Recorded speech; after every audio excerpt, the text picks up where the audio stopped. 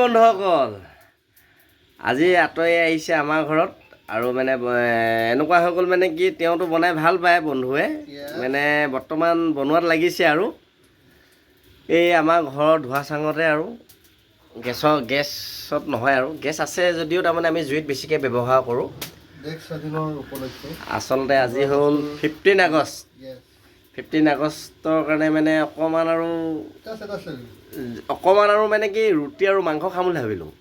আঁতৰিক মাতিলোঁ মাংস বনাবলৈ আৰু বন্ধনীক মাতিলোঁ ৰুটি বনাবলৈ। এতিয়া মানে আমাৰ ঘৰ বাকী মোৰ মানুহজনীহঁতে আমাৰ বৌহঁতে আজি আৰামছে খাম কৈছে আৰু বনাই যেতিয়া ধুনীয়াকৈ নহয় জানো আৰু যিহওক নক যোনে বনাই চবো নিজৰ নিজৰ হাতৰ কথা থাকেতো। ধৰক ই বনালে খাই ভাল পায়, নিজে বনালে খাই বেয়া পায়, কাৰণ আঁতৰে খালে বৰ ধুনীয়া মাংস বনায়। মই সেইদিনা এটা ভিডিঅ'ত কৈছিলোঁ যে আঁতৰে বৰ ধুনীয়া বনায়, বন্ধু বান্ধৱৰ ঘৰত বনাব, কিন্তু এনেকুৱা বেলেগ হিচাপত নহয় আৰু ক'ৰবাত যদি এনেকৈ ধৰক 10টা 12টা 15টা থাকে এই ধুনীয়াকৈ তাৰমানে কিবা এটা সিহঁতি বনাই ভাল পায়। কেতিয়াবা খাই চাব তাহাঁতে তেতিয়া ক'ব তাৰমানে এতিয়াও এই মছলা ধুনীয়াকৈ অকণমান আজিলৈ মানে কি ৰুটিৰ লগত অকণমান মছলা টাইপৰ মাংস হ'লে খাই ভাল লাগিব, ৰুটিটো জুবিয়াই মেলি মাংসটো। এইফালে এতিয়া মাংস সিজাই আছে আৰু ফ্ৰাই কৰি আছে আৰু মাংস ফ্ৰাই কৰি আছে বৰ্তমান অকণমান। এইফালে মছলা দিব আৰু এটা মাংস আছে সেইটো দেখাইছোঁ ৰখিব। এটা ভাপত দিছে মাংস দেখিছে ন বৰ ধুনীয়াকৈ ভাপত দিছে। মানে ইয়াত জালুক আছে আৰু জলকীয়া নাই দিছে নাই দিয়া নাজানো, কিন্তু খালে বৰ সোৱাদ লাগে। এইটো ভাপৰ মাংস দেই, অকল ভাপত সিজাইছে। আৰু এইফালে বনাই আছে পেটু বুলি কয় যে সেই পেটু ভাজি বেঙেনাৰ লগত, তাকো অকণমান দেখাই দিম অলপ পিছত, চব মিলাই মেলি দেখাই দিম বাৰু। ৰুটি বনাই আছে, বেলি আছে, পূৰা লাগি আছে ৰুটি মানে এখন দুখনকৈ বনাই চাওঁ। এইফালে মানুহজনীয়ে এনেকৈ হেৰি কৰি আছে আৰু বনাই আছে অকণমান। জান কেইখন বনালা?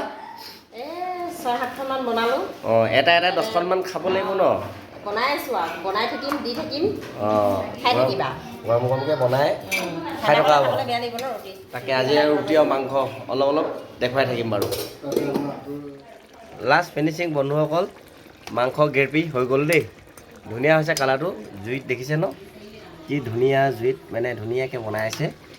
মানে আপোনালোকে কি ভাবে নাভাবে নাজানো, কিন্তু জুইত খোৱা সোৱাদটো বেলেগ নহয় জানো? তই জুইৰ টেষ্টটো গেছে কেতিয়া নিমিলে ন? তাক ৰান্ধনীয়ে বনায়ো ভাল পায়, চবেই খায়ো ভাল পায়। অকণমান কষ্ট হ'ল। বৰ্তমান খাব লৈছোঁ। এই দাদাই চুৰু কৰিলে ৰুটি, এইফালে মানুহজনে দি আছে টিফিনৰ পৰা একদম ধুনীয়াকৈ গৰম গৰমকৈ দি আছে। এইফালে আঁতৰি খাই আছে, আঁতৰি মাংস বনাইছিলে। আঁতৰি কেনেকুৱা হৈছে ৰুটি? ৰুটি বঢ়িয়া আছে, কিন্তু মাংসটো তোমালোকে ক'বা কেনেকুৱা হৈছে। অঁ মই ক'ম বাৰু, কেলৈ আঁতৰি বনাইছিলোঁ মাংসটো। এই মাংসটো আঁতৰি বনোৱা হয়, ভালতো হ'বই। মাংস যিহওক নহওক যেনেকৈ হ'লেও খাব পাৰি। ভাপত দিয়া মাংস খালোঁ, তাৰপৰা আপোনাৰ বেঙেনাৰ লগত বনাইছে, এই বেঙেনাৰ লগত বনাইছে মাংস, আৰু আছে বাঁহগাজ আলু ভাজি, আৰু আছে মচুন্দৈ চাটনি, আৰু আছে পিঁয়াজ লগত ৰুটি। আৰু এইফালে ধুনীয়াকৈ আমি লৈ মেলি মানে পিঁয়াজৰ লগত আছে, পিঁয়াজ নহ'লে নহ'ব, সেইকাৰণে খাবলৈ লৈছোঁ। এই ককাই পূৰা মাৰি আছে বিন্দাছ, ই পূৰা দি আছে। আমি সেই ইংলিছৰ কথা নাজানো, আমি কুকুৰা মাংস ভাই বনাইছিলে নিপন ভাই 15 আগষ্ট বুলি। এনেকুৱা মজা হৈছে নহয়, বহুত টেষ্টি হৈছে। মই দেখুৱাই দিছোঁ পিচটো, এইটো দেখিছে ন? মজা আল্টিমেট বনাই মজা। আঁতৰি মজা বুলি কৈছে। তোমাৰ ৰুটিটো কেনেকুৱা হৈছে? ৰুটিটো কেনেকুৱা হৈছে? চিকেনটো ভাল হৈছে বুলি কোৱাৰ কাৰণে একদম বহুত বহুত ধন্যবাদ।